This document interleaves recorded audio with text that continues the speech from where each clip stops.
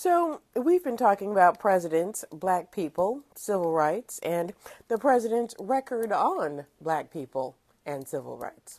Okay. And this particular president, it's black people and Jewish people and Native American people. We are talking about 18th President Ulysses S Grant. Okay. Yesterday, we discussed his time in the Civil War and his ordering the ousting of Jewish people from his military district and making it up to them by appointing a record number of Jewish people to federal office. This is when he became president. And, also, he urged for the ratification of the 15th Amendment. Let's discuss his leadership during Reconstruction, my favorite period.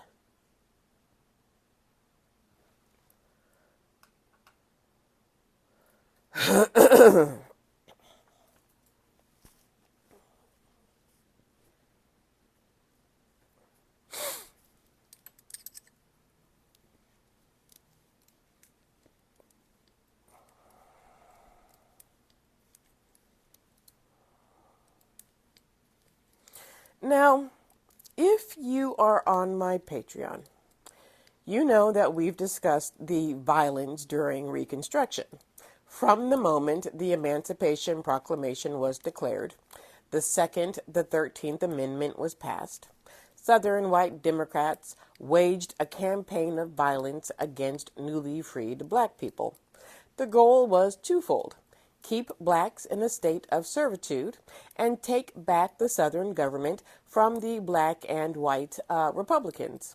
Sometimes the violence would be from individual actors, sometimes it would be from mobs, sometimes from organizations like the KKK, the White League, or the Red Shirts. Famous massacres are the Memphis and New Orleans riots of 1866, which I call coups.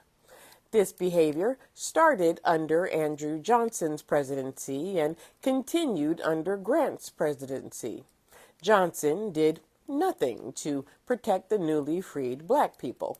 He voted against every bill that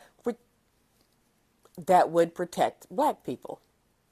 Grant was not Johnson.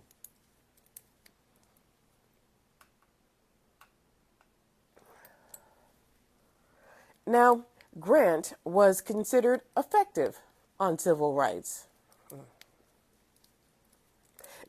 Grant was considered an effective civil rights president, concerned about the plight of black people. On March 18, 1869, Grant signed into law equal rights for black people to serve on juries and hold office. In Washington, D.C., and in 18... Now, Grant was considered an effective civil rights president, concerned about the plight of black people. On March 18, 1869, Grant signed into law equal rights for black people to serve on juries and hold office. And in 1870, he signed the Naturalization Act that gave foreign black people citizenship. Okay? He advocated the ratification of the 15th Amendment that said states could not disenfranchise black people.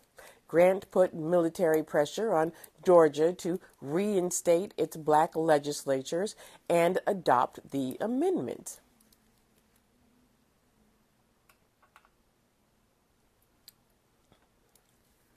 The reunification of the nation happened under Grant.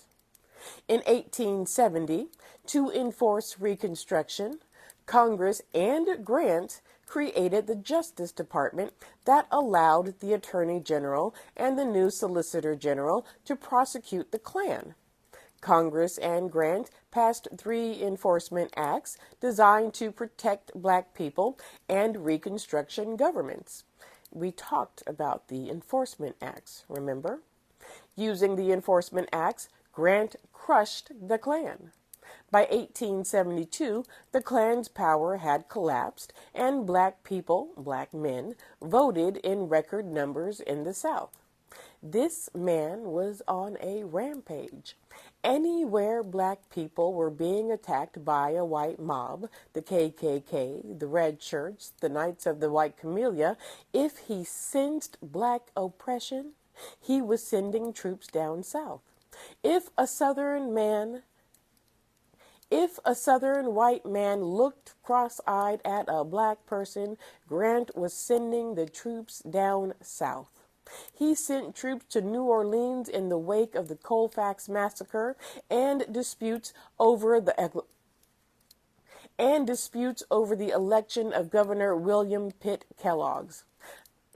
Louisiana was staging mini coups like every other week. Yeah. So what happened? Black people's civil rights were being protected. Why did Reconstruction fail? Well, if you follow me, you know why, if you're on my Patreon. But for here, there are several reasons.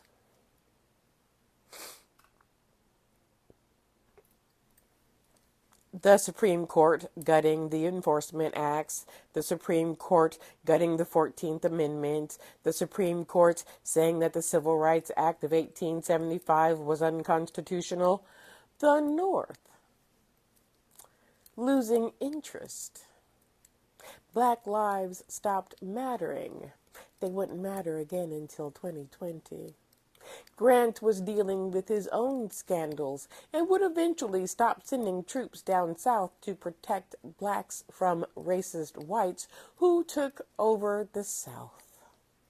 Rutherford B. Hayes would sell his soul and the soul of the country just to become president with the Compromise of 1877. We discussed this further on the video about Rutherford B. Hayes. Those are just a few reasons why Reconstruction failed. Grant did not help matters at all. But we will discuss Grant and his relationship with Native Americans. Oh, you thought it was just Grant and black people. No. He failed several marginalized groups. He did.